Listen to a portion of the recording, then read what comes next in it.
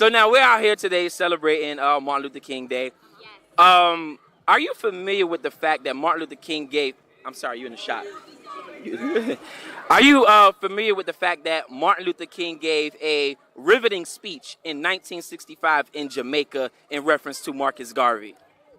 I did not know that. I was not aware of that. What is that about, though? Well, he was at the time. Martin Luther King was becoming more of a Pan-Africanist, so he had made trips to Ghana, and he was speaking with different African leaders because, as we know, people in the continent and around the world was also oppressed throughout the diaspora. And so, what he wanted to do, he wanted to connect African people. So, when he went to Jamaica, he gave a whole hour speech about the greatness of Marcus Garvey and how we should uplift ourselves as a people, the way Marcus Garvey, initiated that in the 1900s. So let me ask you a question. Being of Jamaican descent, right? African Jamaican descent, right? Because we are African. How has Marcus Garvey influenced you in your life? Well, I believe. Oh, sorry, go. I mean, I believe that as a Jamaican, as a woman, as an African, descent, I feel like it's very important for us to know our roots. And Marcus Garvey set the trend for us to feel proud of ourselves as Black people, and that we were not only strong, but we come from a history of Africans that we should be proud of. Because in a society like today, especially 2017, 18, it's very hard for Black people to feel that we are included. There's a lot of racism going on. There's a lot of against Blacks, and we need to stand up as a people. And I feel like if you look back in history at Marcus Garvey, Martin Luther King, you get that strong Black African descent that you need to portray among our people.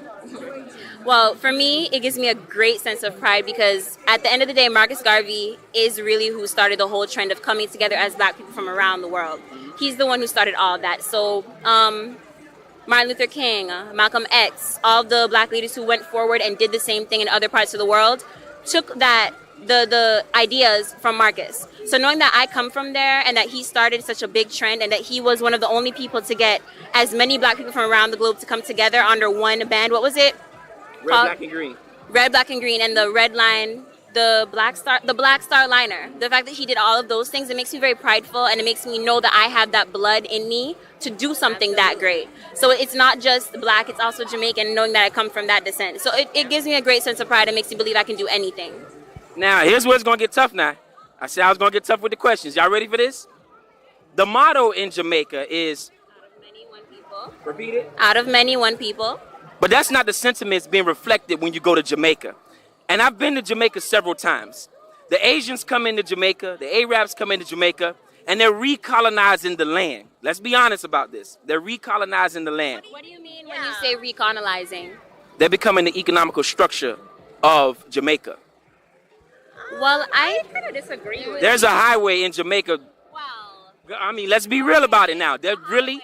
If you're going to be real about it, keep in mind that, again, number one, we're not in control of that. That's more of our government. And seeing as in recent years, Jamaica has been going through some struggles, just like a lot of other African countries, Correct. Other people come in to give us assistance. Sometimes those assistances backfire where they have too much economic power in our country, but there's little to nothing that we can do for it, like on our own right now. So again, Marcus Garvey, what did he do? He brought everyone together. Mm-hmm. So by coming together, I'm sure we can change that. And at the end of the day, when these people are coming in, bringing us a highway, employing our people to work, they are also bringing our economy up because the Jamaican government, it's kind of sad. They're not really doing that. So it's not bad that we're getting assistance. I mean, we are still a British colony, and I feel like we can't do this thing by ourselves. Hence, our motto, out of many, one people. And so are you really going to tell me that we can't do this ourselves? That these people are really coming in? We're a third world island. We're a third world country. Of course, we can't. We don't have billions of dollars like the U.S. and all these first world countries. So we need the assistance. And remember how we got here. It's not entirely our fault that we cannot support ourselves. And out of many, one people refers more to the fact that in our country, there are people from all over the world that build us up as a nation than it does to more recent things. So, as a matter of fact, where I come from Mandeville, there's a lot of Chinese people there. Yeah. We have Indian people there. We have, who else do we have? There are some European people there. So all those people make up make us up as a country. So that's what out of many one people actually means. I understand that aspect of out of many one come one people. Right. Correct. So here's the problem I have with that statement, right? It's basically saying that we need people to build us up as a race. Now I don't know. It's just a fact about our country. It's literally just a fact about our country. But it's not just your country, though. It's not just your country. Well, it's every. No. What I'm saying is the situation. People build us up. Is that what you're saying? You have an issue? Not even build us up. Just economically benefit from us. Because that's what's happening when you really look at it. Even here in America, the Asian stores, the Arab stores, they come into our community, they shut up shop, and we spend money with them, and they don't return or reciprocate that in our community. And that's happening all throughout the diaspora and all throughout the world. So when we say things like, oh, well, they're helping and they're benefiting, I'm sorry, I like to call BS on that. They're taking advantage of us. In our country, I don't think we're speaking for anywhere else except for our country. Yeah. When she was talking about that, specifically, she was talking about Jamaica. Weren't you, Lisa? Exactly. Right, so... And that's what I was... You asked us about our island, and that's what I'm talking about. I'm talking about our island and the people there. Because, like I said, we are a third world country, so we have to have everyone come together in order to build our nation. We can't just do it on our own, and if we don't have the help of outside people, then we're not going to go anywhere. Because we need those resources, At this time. Okay, so we're let's... not saying that we're helpless, but we're saying that the help that we're getting is benefiting us more than it's hurting us. So as America, I don't want to speak on that because I don't know enough about it. I don't know if Lisa wants to speak on that, but that's just... At this point, I can't help you with that part. But I do think... No, but I don't think I have an issue with Arabs or Indians, whoever, coming to the U.S. because I feel like this is a land of opportunity and everyone is entitled to, their own freedom and right to do what they want. So it's up to the people who they want to support. Now, I don't have anything against anyone, and I will go to an Arab store and buy whatever, but I'm going to go to my black brother over here and support him and buy a hat, buy sunglasses, buy their food or whatever, because that's what I relate to, and I want to see the society being uplifted. I'm going to support them. But am I going to discriminate against someone? No, absolutely not. And if I feel like this guy from... in Middle Eastern countries coming here to make better for him and his family, then why am I gonna, try to put them down? Who are we to judge, especially since we are international people and we came here as international people also to make a living for ourselves and a name for ourselves. So if we're saying that they can't set up shop, that means that no one from the Caribbean can do it either. They can set up shop, just not in our community. Why not? Because they're economically benefiting from us. This is our survival that we're talking about. I'm not talking about hating anybody. I'm talking about strategizing as a people, making it into the next century. So if we don't build something for us and we constantly are spending with other people, we're constantly being multiculturalists, we're constantly being accepted, and nobody's not accepting us. Like you said previously, you said there's a hate for black people, and then we reciprocate the opposite to other people. That's not smart as a people to keep doing. And that's what Marcus Garvey said. Marcus Garvey never preached hate. He said, but let's do for self, let's worry about self. Because if you had children, would you feed somebody else's family in their house before you feed yours? Absolutely not. But at the same time, what are us as black people doing to uplift us? Like, this person is coming into our community because why? Because we're not doing it. So we should see that as something to motivate us to also do a business or to run a shop ourselves. Why is it that we can't do it ourselves? I'm not going to say they can't do it, but we can do it as well. And if we're not doing it, then I'm going to support them. I'm going to honestly say the question here shouldn't be why are they coming? It should be what can we as people do to change it? Because it's always a thing to talk about what the problem is, but it's more proactive and it makes more sense to talk about the solution. So yes, they're coming in. Yes, they're setting up shop. What can we do as a people to change that? Yeah. Like you said, and you should know this too. The black dollar, especially black women, dollar is the biggest dollar in America. So if we were to switch that around, like we've been doing in recent years, and deciding we're going to only shop with our own people, that's a solution to a problem. I don't feel like talking about the problem over and over and over again is doing anything, but it's not doing anything, actually. Well, here's the issue. A lot of people don't know that there's a problem. A lot of people are not aware of the problem. A lot of people have this multicultural standpoint, and it's usually us, right? So it's not more or less talking about the problem, it's educating people about the problem. And in our realm of people, some of us don't want to hear it. We want to be stuck on this ideal of a perfect world, and we don't live in a perfect world. That's what's been taught to you growing up, most of people, because we watch TV, we're listening to the radio, we go to school, we're taught certain things. So if you're taught that for years and years and years, it's going to be a little hard to come out of it. But I think it's necessary to continue to educate people and to continue to be solution-based when you educate people. So it's important to say this is a problem, but then follow up, this is a problem with, this is what we can do about it. Okay. And So, kids need to see role models, you know, or kids need to grow up seeing black people supporting black people and black people being independent and having their own, and that's where, you know, we can continue And that's the being. solution. okay, so let me just backtrack a little bit. You said something like, why aren't we doing?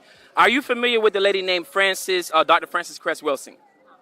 Are you familiar with the gentleman named, anyway, let me go back to Dr. Frances Cress Wilson. Don't worry about that. We're going to leave that right there on the floor. And we're just going to put that on the floor. So she has a theory, right? There's 9 points of human interaction throughout the globe, right? And actually, if you want to hold this for a second. This shit is not about race. Oh, I'm just. this is great, but I actually have to leave at 1. So I need to make sure that I talk to my boss and Okay. wrap things up. But it was really good talking to you and like hearing all the stuff that you have to say and enlightening people. If you guys are still watching out there, please follow us on Facebook, Instagram, Twitter, everywhere. You can find a class near you. We would love to change your body and get you ready for Carnival season. Yes. Okay? Woo! Okay.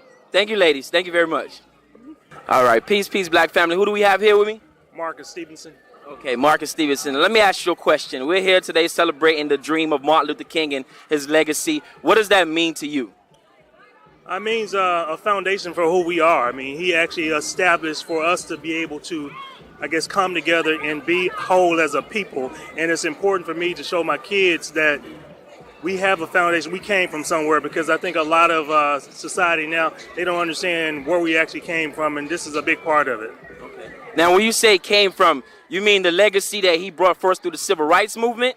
The legacy of peace and understanding who you are as a people, because we are a part of society, and I think before him and before the civil rights movement, we were considered a minor part of it, and we weren't considered a whole part of it. And because of him, we are now considered a whole part of it. We're able to get better education, better housing, better cars, better opportunities because of what he brought to pass. Now, Mr. Stevenson, correct? I would have to disagree with you in one aspect. I would have to disagree with you. Actually, before integration, African people, because we are Africans living here in America, right, were properly educated in our own segregated schools, right? 2 + 2 in a segregated school means 2 + 2 in an integrated school. There's no difference in that. I believe in his message in something that he preached about unity and love. But how do we show love in a society that doesn't properly show us love back? How do we overgrow that element of hate that's being spewed on black people? Well, see, I think that's where you and I would disagree in, because when you say segregation is what tears us apart. So because we were able to be integrated into some of those schools and be a part of that discussion, even though we had the same type of textbooks, you still weren't a part of the community. So as you become more a part of the community, you do actually become more integrated, and you're able to actually make a better statement as a whole versus as a separate entity. Well, as a nation, I can see your standpoint and where you want to go with that. But in actuality, we're more segregated than we were previously. I went to Miami Central. I went to some of these black schools, 95% black, right? We still suffer from some of the things that we suffered from during his era of Jim Crowism.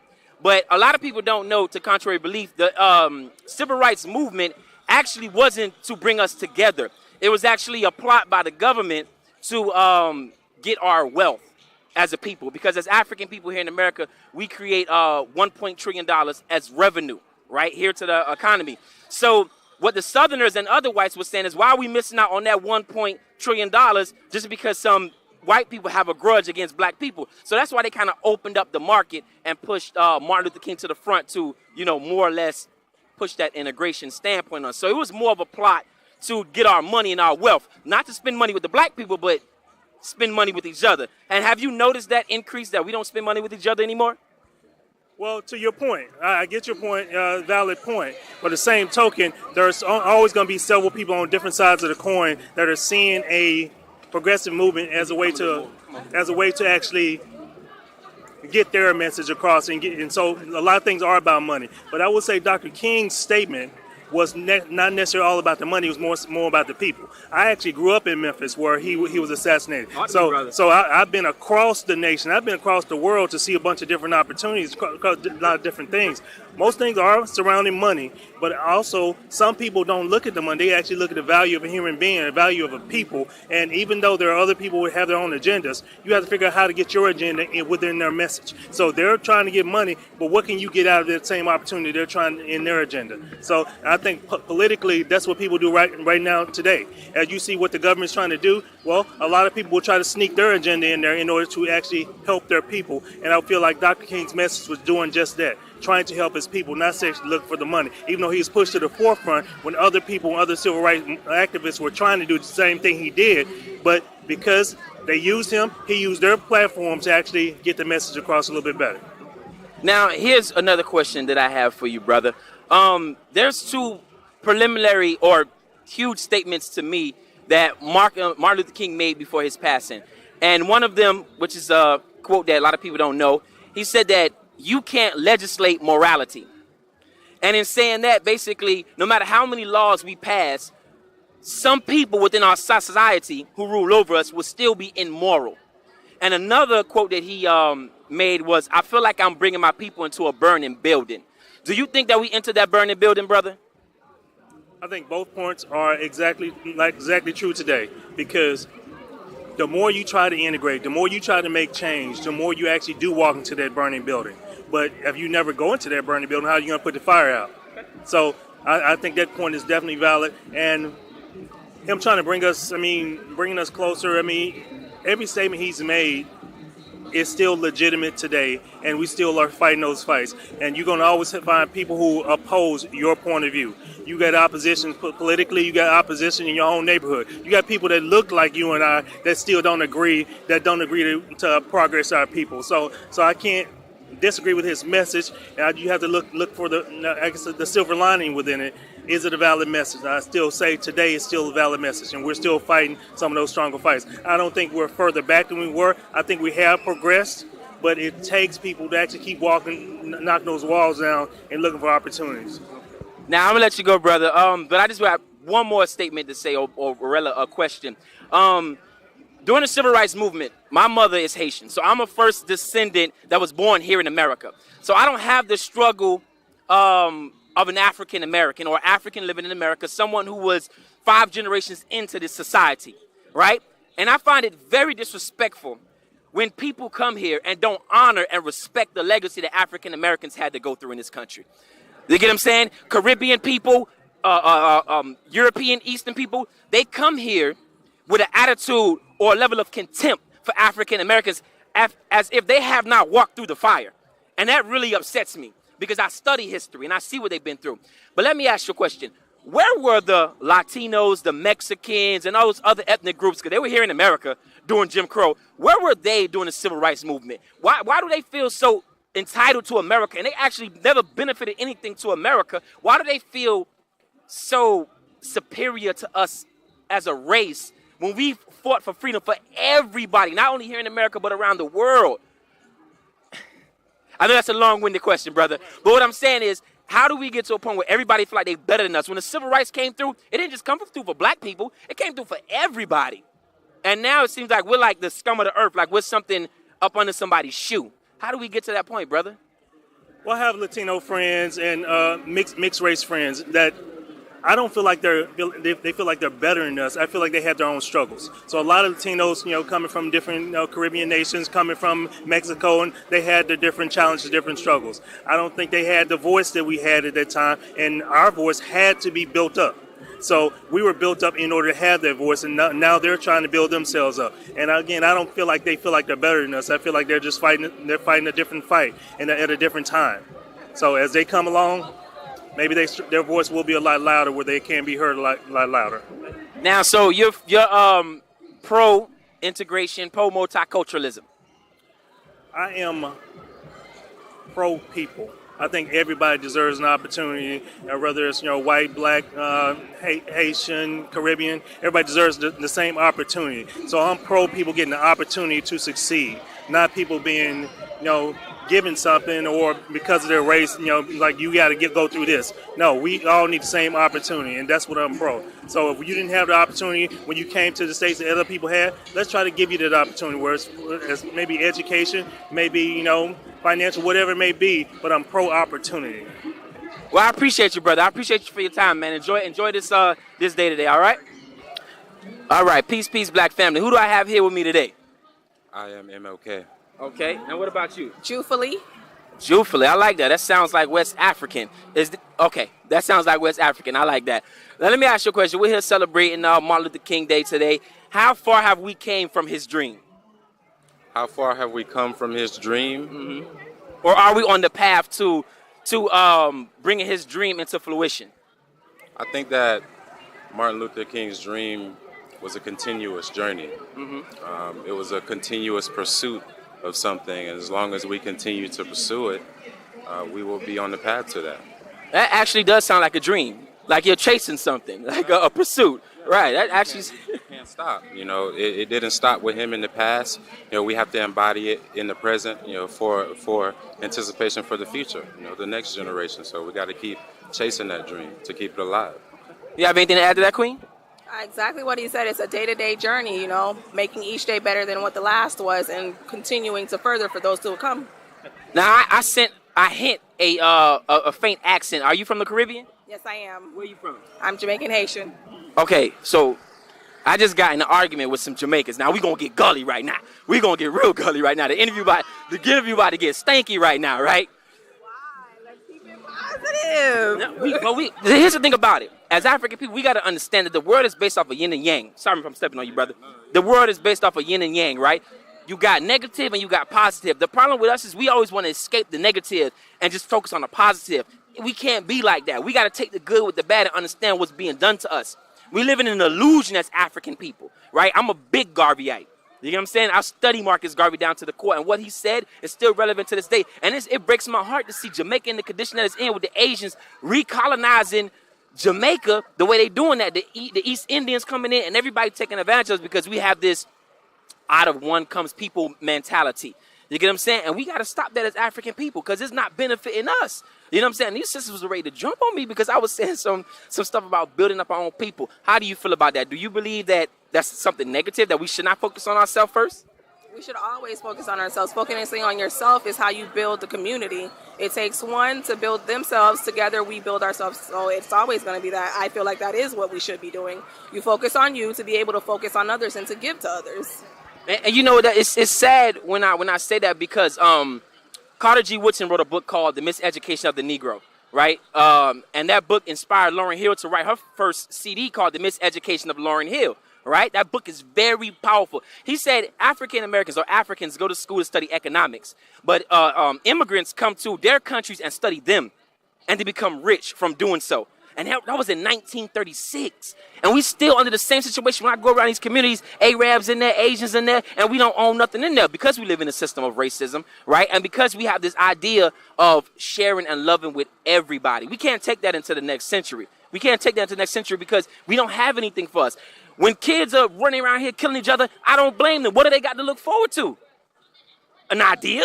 A belief? Yeah, talk to me, brother. Tell me something. Well, my question to you is, what do you think the answer to your problem is?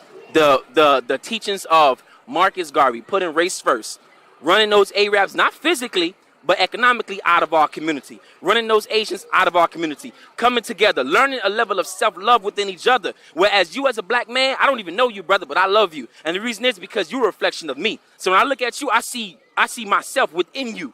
So if I love you properly, I'll be out here on my days off talking to African people and building with African people. The problem that we suffer from is we don't really have a real sense of self-love. And a lot of people say, nah, I love myself. I bought myself the new Gucci's. That ain't love, baby. We don't really understand what it means to love one another healthily as a people.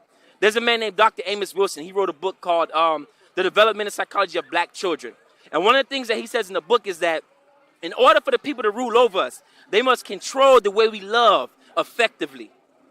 And what does that mean, right? That means like we love clothes more than anything else. We love shining more than anything else. I want to be out here with my people because I have a healthy sense of love. So to wrap the question up or the answer up in a shortness, getting to know ourselves, getting to love ourselves, getting to build with one another, and then build from within, and it'll spread outward. Well, that's why I'm here today, in honor of MLK, to spread love to my people, to spread love to his memory, to his legacy, and to keep it alive like we talked about. So You know, in light of that, you know, I would say happy MLK Day, man. And, you know, let's celebrate, man. I'm ready to celebrate, man. I'm not mad about that. Now, I just want to throw two things out there. Queen, do you have anything you want to add? No? I just want to throw two things out there that MLK said that he's never really quoted for saying. One of the things he said is that you cannot legislate morality, which means that no matter how many laws you pass, white people are still going to be immoral. So you could pass a law, but if we don't have the power to keep that law and enforce that law, it means nothing. Because I could pass a law to say, brother, you can't pass this line. But if you could beat me up and you could come over here, what does that law mean? It means nothing. They had laws in Germany for the Jews, right? But guess what? Hitler said, I got the guns. So we have to get out of that silly mentality that the law is actually something, because the law is not nothing if you don't have the power to enforce it. As African people, we don't have any power. We need to gain that power. Another thing that he said is, I feel that I'm bringing my people into a burning building. Have we made it in that burning building yet? Have we what?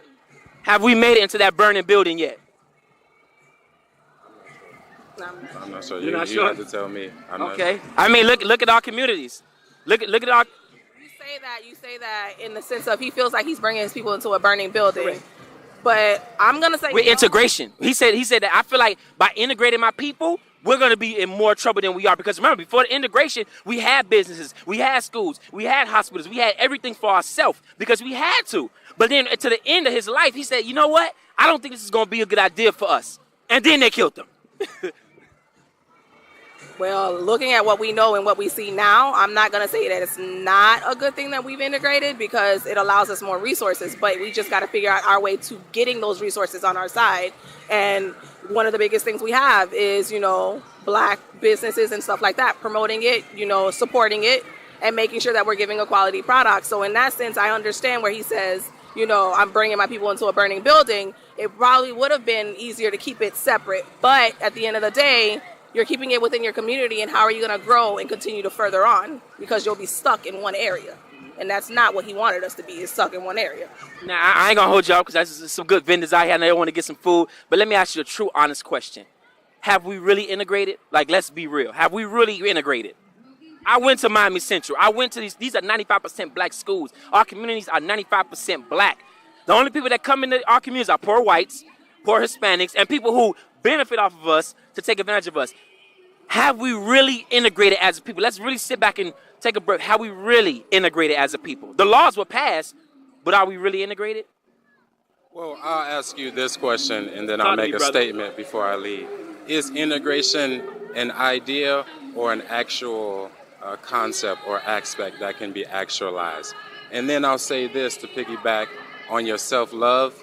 Not only do we need to have self-love, but just self-respect, you know, in general, and that will allow us to be able to enact ourselves in a certain way, to carry ourselves in a certain way, to dream in a certain way, and to be able to pursue Dr. MLK's dream in a certain way. So that's what I'm going to say. And like you said, I see a couple of vendors out here, man. I'm going to get out of here, man. Yeah, because I can get into, you know, you done brought up some questions that, you know, I don't have 5 minutes to get into.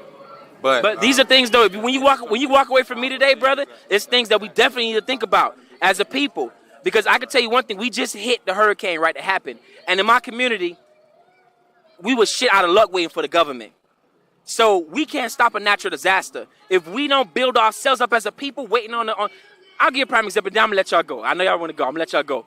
During the election before Trump, right, the only people that were arguing and bitching and crying was black people, Hispanics, and the poor white people. And the reason being is because we all depend on the government for certain things. Asians, Arabs, they didn't care because they said, you know what, we got economical power. We spend money with each other. Jewish people sat back and said, look at these niggas fighting over. Who cares about that? As long as we spend money with our Jewish people, we're going to be all right. And that's our problem. We need economical power. We need revolutionary minds. If we're not raising our children to be Afrocentric, like Marcus Garvey taught, then we're raising them to be new slaves. Because I can tell you one thing, there's no difference between the resume and a slave auction. Because at the end of the day, you got to go beg a cracker for a job. That's facts. So if we don't understand how to build ourselves up, we're going to be in trouble the next 100 years. I love y'all. I appreciate y'all for y'all time. And enjoy the day, my brother, man. Enjoy the day. All right. Peace and love, Queen. Peace and love. Peace and love. Peace, peace, black family. Who do I have here with me? Yes, sir. How you doing, sir? All right. What's your name? My name Amon. Okay. Where you from? Man, I'm from Homestead. All right, homestead, South Florida. We respect that. We respect that deep. So let me ask you, what are your roots? I'm African American, man. You know, I stick to the script, baby. Okay. So do you feel comfortable calling yourself African American? Oh yeah, all day, twice on Sundays. Okay. Well, what about just African? How about that? Most definitely that. Most definitely, I'm more proud to be an African. Okay. Especially living in this world we living in nowadays, man. It's a blessing to be called to call yourself a young black man at that. You know what I'm saying? So what has Martin Luther King? What does Martin Luther King mean to you and your aspirations? What has he done for you personally? Personally, I mean, he gave, what he did was give young black men and women to be able to strive for greatness and their dreams and what they believe in. So I mean, that alone right there, man, that speaks volume, man, for me. That's true. Now, do you think that we are holding up the ideals and beliefs of Martin Luther King in our conduct today as African people?